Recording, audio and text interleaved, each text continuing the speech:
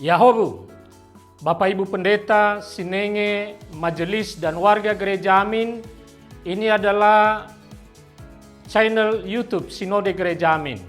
Karena itu, bagi yang mencintai Gereja Amin, tontonlah, subscribe, like, dan bagikan. Gereja Amin yang tangguh, mandiri, dan peduli. Tuhan Yesus memberkati.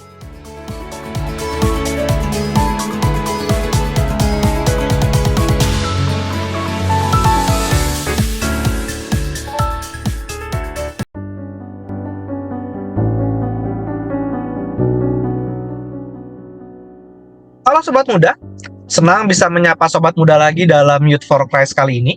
Bersama saya Vincent dari GKI Buara. Renungan kita hari ini berjudul Kerumitan yang Mencekik. Firman Tuhan hari ini dilandasi dari Yeskiel pasalnya yang ke-37, ayat yang pertama sampai yang ke-6. Sebelum kita merenungkan firman, yuk kita berdoa. Bapa yang bertahta dalam kerajaan surga pada saat ini, kami anak-anak-Mu ingin membaca dan merenungkan firman. Tolong sertai kami, tolong bimbing kami. Di dalam nama Tuhan Yesus Kristus yang kudus kami berdoa. Amin. Sobat Muda, yang akan menjadi pusat perenungan kita dari Yeskiel pasalnya yang ke-37 ayat yang ke-5. Beginilah firman Tuhan Allah kepada tulang-tulang ini. Lihat, aku memberi napas ke dalammu supaya kamu hidup kembali. Sahabat muda, pernahkah kamu merasa hidup ini terasa sangat rumit? Kerumitan sebagai seorang anak yang mendapat banyak tuntutan dan tekanan dari lingkungan pergaulan.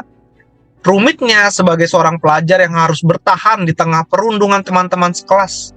Rumitnya seorang pekerja yang harus bertahan dengan pekerjaannya walaupun mungkin gajinya pas-pasan.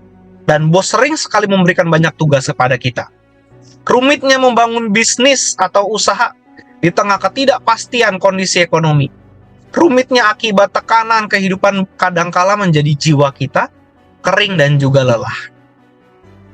Sahabat muda, kekeringan dalam hidup dirasakan oleh umat Israel yang berada dalam pembuangan. Mereka sengsara, mereka menderita oleh karena realitas sebagai orang buangan. Kerumitan hidup menjadi buah dari kesalahan dan dosa yang memang mereka lakukan, gitu ya. Namun, di tengah itu semua, Tuhan hadir dengan janji pemulihan bagi Israel. Tuhan menjanjikan akan memberi nafas kehidupan supaya umatnya dapat bangkit kembali. Artinya, Tuhan akan memulihkan kehidupan bangsa Israel, mengurangi kerumitan hidup, tulang yang kering dihidupkan kembali, kehidupan yang gersang dibuatnya berwarna, berbunga kembali.